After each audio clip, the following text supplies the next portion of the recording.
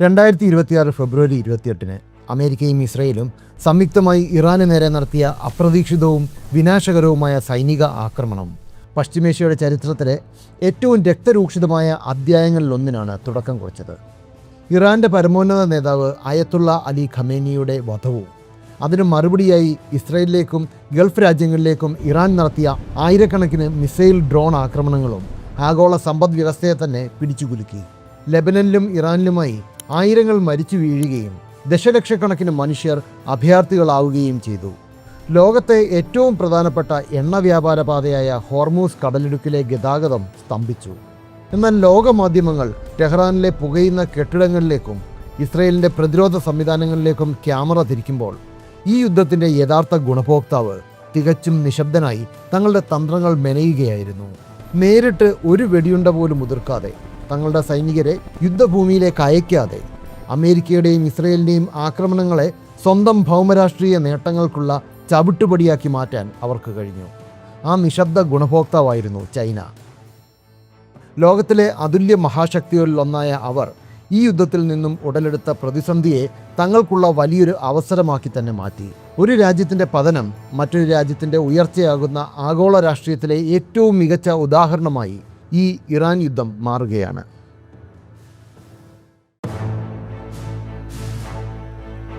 യുദ്ധം ആരംഭിച്ച ഉടനെ ഉയർന്ന ഏറ്റവും വലിയ ആശങ്ക ചൈനയുടെ ഊർജ്ജ സുരക്ഷയെക്കുറിച്ചായിരുന്നു. കാരണം ലോകത്തിലെ ഏറ്റവും വലിയ അസംസ്കൃത എണ്ണ ഇറക്കുമതി രാജ്യമാണ് ചൈന. 2025 അവസാനത്തെ കണക്കുകൾ പ്രകാരം ചൈനയുടെ പ്രതിദിന എണ്ണ ഇറക്കുമതിയുടെ 13%, അതായത് ഏകദേശം 1.4 ദശലക്ഷം ബാരൽ വന്നിരുന്നത് ഇറാനിൽ നിന്നാണ്. ഇറാന്റെ മൊത്തം എണ്ണ കയറ്റുമതിയുടെ 80 മുതൽ 90% വാങ്ങിയിരുന്നത് ചൈനയായിരുന്നു. ഹോർമൂസ് കടലിടുക്ക് അടച്ചുപൂട്ടിയത് ഒറ്റ നോട്ടത്തിൽ ചൈനയ്ക്ക് തിരിച്ചടിയാണെന്ന് തോന്നാമെങ്കിലും ബീജിംഗ് ഇതിനായി നേരത്തെ തന്നെ തയ്യാറെടുത്തിരുന്നു. ഏകദേശം 1.3 മുതൽ 1.4 വരെ ബില്യൺ ബാരൽ എണ്ണയാണ് ചൈന തങ്ങളുടെ തന്ത്രപ്രധാനമായ ശേഖരത്തിൽ സൂക്ഷിച്ചിരിക്കുന്നത്. ഇത് 4 മാസത്തേക്ക് രാജ്യത്തെ മുന്നോട്ട് കൊണ്ടുപോകാൻ പര്യാപ്തമാണ്.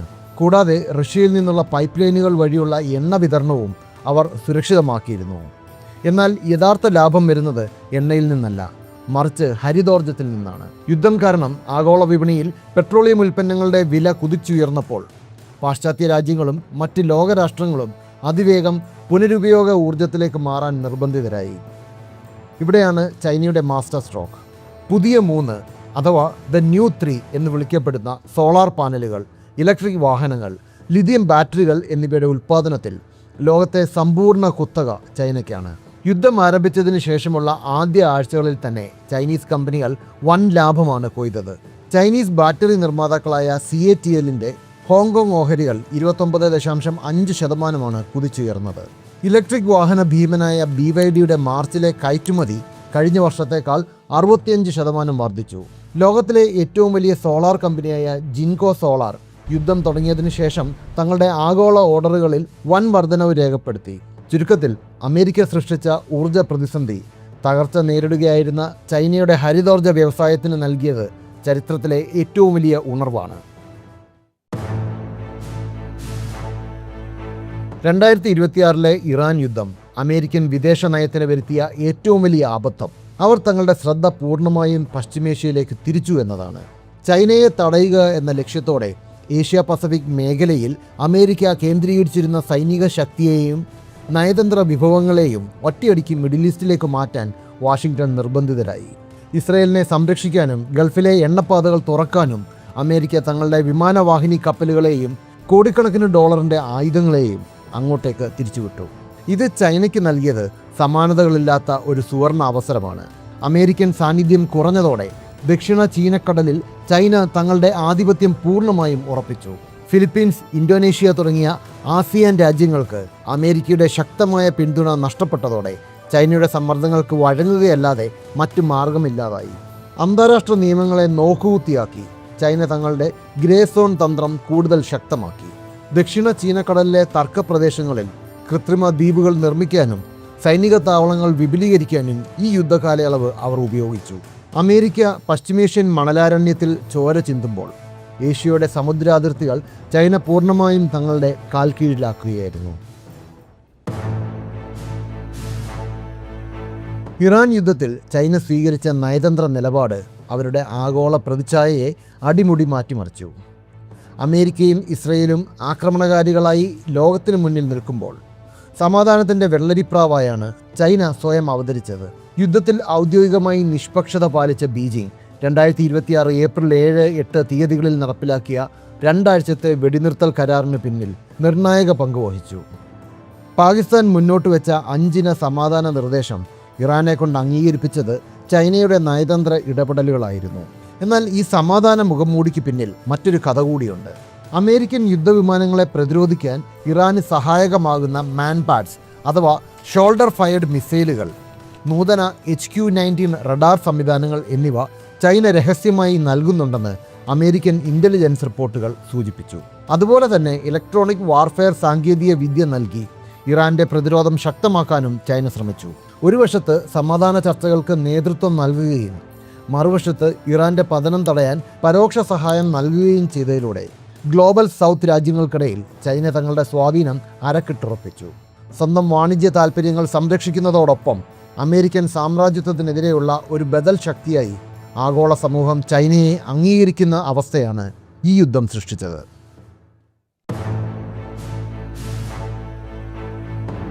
യുദ്ധം അവസാനിക്കുമ്പോഴേക്കും ഇറാന്റെ സമ്പദ് വ്യവസ്ഥയും അടിസ്ഥാന സൗകര്യങ്ങളും പൂർണ്ണമായും തകർന്നിട്ടുണ്ടാകും. വർഷങ്ങളായുള്ള പാശ്ചാത്യ ഉപരോധങ്ങൾക്ക് പുറമെ അമേരിക്കൻ ബോംബറുകൾ വിതച്ച നാശം കൂടിയാകുമ്പോൾ ഇറാൻ പതിറ്റാണ്ടുകൾ പിന്നോട്ട് പോകും. ഈ തകർന്ന രാജ്യത്തെ പുനർനിർമ്മിക്കാൻ പാശ്ചാത്യ രാജ്യങ്ങളോ സാമ്പത്തികമായി തകർന്ന റഷ്യയോ തയ്യാറാവില്ല. ഇവിടെയാണ് ചൈന തങ്ങളുടെ സാമ്പത്തിക അധിനിവേശം ആരംഭിക്കുന്നത്. 2021 ചൈനയും ഇറാനും തമ്മിൽ ഒപ്പുവെച്ച $400 ബില്യൺ 25 വർഷത്തെ തന്ത്രപരമായ സഹകരണ കരാർ ഈ അവസരത്തിൽ നിർണായകമാകും. പുനർനിർമ്മാണത്തിനുള്ള മുഴുവൻ കരാറുകളും റോഡുകൾ, പാലങ്ങൾ, തുറമുഖങ്ങൾ, ടെലികമ്മ്യൂണിക്കേഷൻ ശൃംഖലകൾ ചൈനീസ് കമ്പനികൾക്ക് ലഭിക്കും. ഇറാന്റെ തന്ത്രപ്രധാനമായ തുറമുഖങ്ങൾ പൂർണ്ണമായും ചൈനയുടെ ബെൽറ്റ് ആൻഡ് റോഡ് ഇനിഷ്യേറ്റീവിൻ്റെ നിയന്ത്രണത്തിലാകും. പകരം ചൈനയ്ക്ക് ലഭിക്കാൻ പോകുന്നത് വിപണി വിലയേക്കാൾ വളരെ കുറഞ്ഞ നിരക്കിൽ പതിറ്റാണ്ടുകളോളം തടസ്സമില്ലാതെ ലഭിക്കുന്ന എണ്ണയാണ്. ഈ സാഹചര്യം ചൈനീസ് സാമ്പത്തിക വ്യവസ്ഥയ്ക്ക് നൽകുന്ന ഉണർവ് ലോകശാക്തിക ചേരിയിൽ ബീജിങ്ങിന് അമേരിക്കയ്ക്ക് തുല്യമായ ഒരു സ്ഥാനം നേടിക്കൊടുക്കും. സാമ്പത്തികമായി പൂർണ്ണമായും ചൈനയെ ആശ്രയിക്കുന്ന ഒരു ഇറാൻ പശ്ചിമേഷ്യയിൽ ബീജിങ്ങിൻ്റെ ഒരു സാമന്ത രാജ്യമായി മാറാൻ ഈ യുദ്ധം വഴിയൊരുക്കും. വാഷിങ്ടണിനെതിരെ ഭീഷണി ഉയർത്താൻ സാധിക്കുന്ന ഒരു ഉപഗ്രഹ രാജ്യത്തെ മിഡിൽ ഈസ്റ്റിൽ തന്നെ സൃഷ്ടിക്കാൻ ഇതിലൂടെ ചൈനയ്ക്ക് സാധിക്കും. അതിനുമപ്പുറമാണ് ഇറാൻ വഴി പേർഷ്യൻ ഗൾഫിൽ ചൂടുറപ്പിക്കുന്ന ചൈന മേഖലയിലെ അറബ് രാജ്യങ്ങൾക്ക് വാഗ്ദാനം ചെയ്യുന്ന ഒരു സുരക്ഷാ ഗ്യാരണ്ടി. 2026 ഗൾഫ് യുദ്ധത്തിൽ തങ്ങൾക്ക് സുരക്ഷ നൽകാൻ പരാജയപ്പെട്ട അമേരിക്കയോട് കടുത്ത നീരസമാണ് ഖത്തർ, സൗദി തുടങ്ങിയ രാജ്യങ്ങൾ. ചൈനയുടെ ഈ ഓഫറിൽ വീഴാനുള്ള സാധ്യത ഏറെയാണ്. അങ്ങനെ വന്നാൽ 1950 മുതൽ അറേബ്യൻ ഉപദ്വീപിൽ ശക്തമായ സ്വാധീനമുള്ള അമേരിക്കയ്ക്ക് ഇത് കാര്യമായ ഒരു ഭീഷണിയായിരിക്കും സൃഷ്ടിക്കുന്നത്. തൽഫലമായി ഗൾഫിലൊരു ചൈനീസ് അപ്രമാദിത്വത്തിന് ഇത് വഴിയൊരുക്കും.